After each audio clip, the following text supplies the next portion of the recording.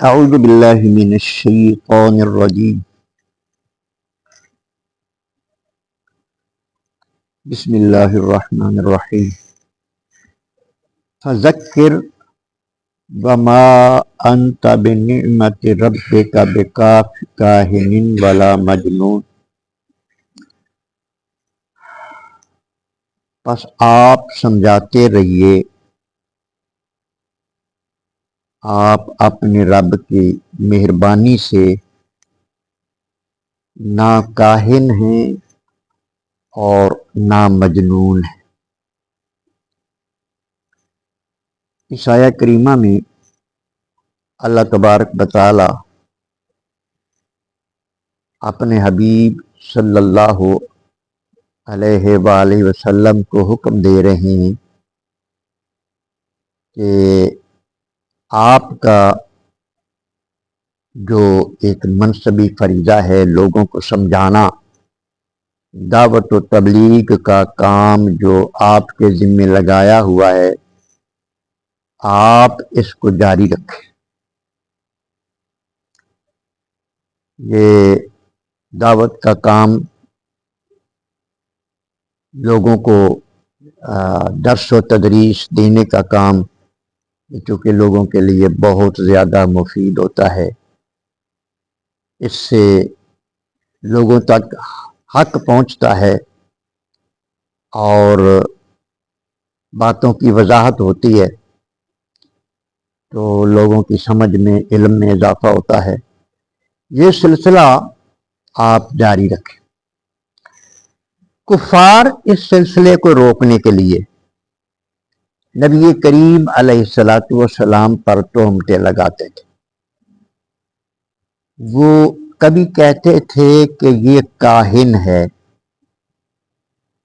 اور کبھی کہتے تھے کہ یہ دیوانہ ہے۔ اللہ تبارک و تعالیٰ نے اس آیت میں ان کی ان دونوں بکواسات کا رد فرما دیا۔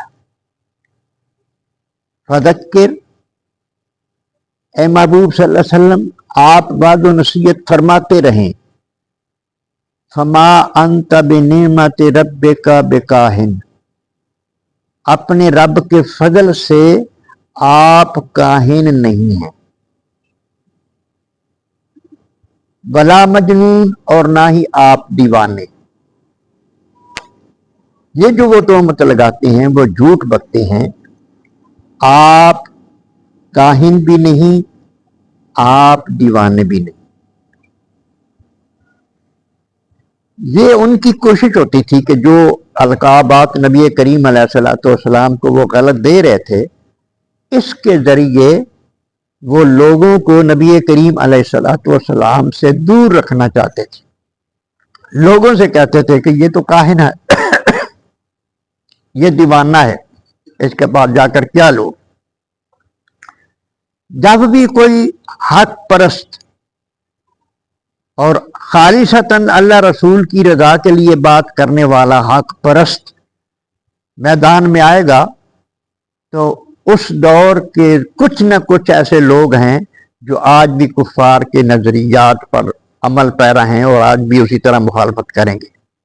حق جس دور میں بھی سامنے آئے گا، باطل بھی سامنے آئے گا۔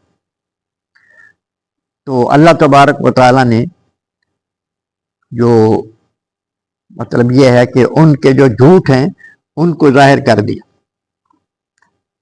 اس آیت کے تحت مفسرین نے لکھا ہے کہ حضرت جبیر ابن موتم رضی اللہ تعالیٰ عنہ، یہ جنگ بدر کے جو قیدی تھے، ان کی رہائی کے بارے میں بات کرنے کے لیے نبی کریم علیہ السلام کی بارگاہ میں حاضر ہو گئے۔ مکہ سے جنگ بدر میں کفار مارے گئے تھے بہت سارے، اور پہ بہت سارے قید بھی ہوئے تھے۔ ان جنگی قیدیوں کی رہائی کی بات کرنے کے لیے یہ مکہ سے چلے تھے۔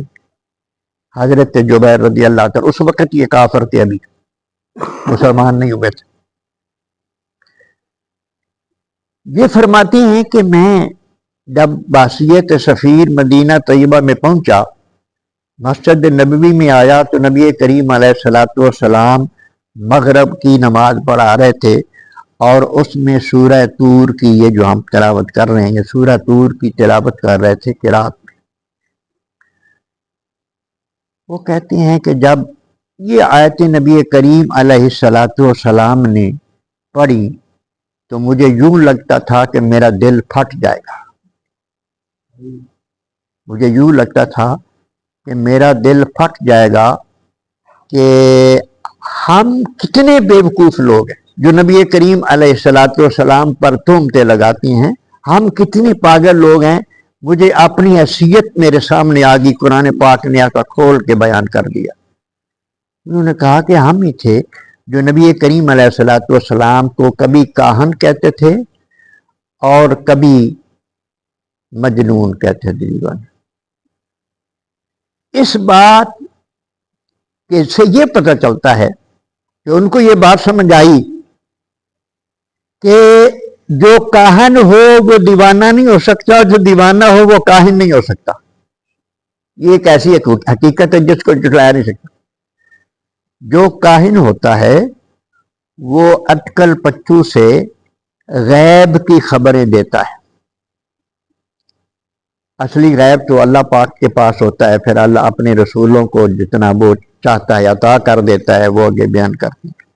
یہ اٹکل پچو سے غیب کی خبر دیتے، گزرے ہوئے حالات، اور پھر ان کے پاس ایک یہ ذریعہ ہوتا ہے کہ جن جو ہے وہ ان کو آ کر بات بتاتے ہیں، کوئی سچ ہوتا ہے کوئی جھوٹ ہوتا ہے، اور پھر یہ آگے لوگوں کو بتاتی ہیں ان سے مال بٹورنے کے لیے، ہاں جی کہ تیرے ساتھ یہ ہونے والا ہے، تو ایسے کر رہے وغیرہ وغیرہ۔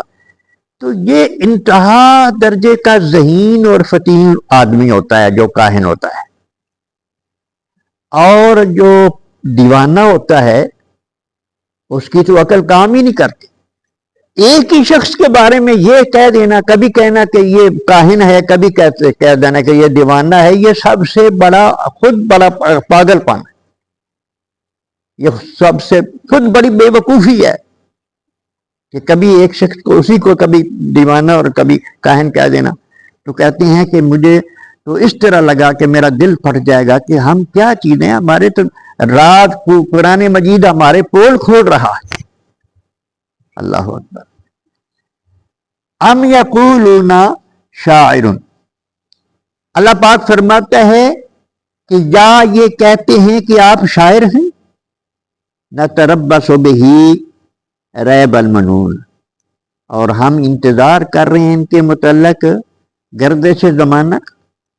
قل تربصوا، آپ انہیں فرما دیجئے کہ تم انتظار کرو، فإنی معکم من المتربصین، میں بھی تمہارا انتظار کرتا ہوں، تم بھی انتظار کرو، میں بھی تمہارا انتظار کرتا ہوں۔ اب یہ شاعر کے بعد انتظار کا لفظ کیوں آیا؟ شاعر جو ہے، یہ جو مسلمان شاعر ہیں ان کی بات نہیں کہہ ہوئی، یہ جو پرانے زمانے کے کفار میں سے شاعر ہوتے تھے، وہ کسی تعریف کے پل کسی کی تعریف کے جب پل باندھ دیتے تھے، بہت ساری اس میں جھوٹی باتیں، ایک دن آتا تھا تو یہ ثابت ہو جاتا تھا کہ یہ جو اس نے بات کی ہے یہ غلط ہے، جس کے بارے میں یہ لفظ کہا گیا یہ تو وہ چیز حقیقت تو نہیں ہے اس میں۔ اور بڑے بڑے شعراء گزرے ہیں، ان کے بڑے بڑے دیوان ہیں، بڑی بڑی کتابیں چھوڑ کے مرے ہیں، آج نہ وہ کتابیں، نہ وہ خود ہیں، نہ ان کا نام ہے۔ وہ نبی کریم علیہ الصلوۃ والسلام کو انہی معنوں میں شاعر کہتے تھے۔ وہ کہتے تھے کہ پریشان نہ ہوا کرو، تسلیاں دیتے تھے اپنے آپ۔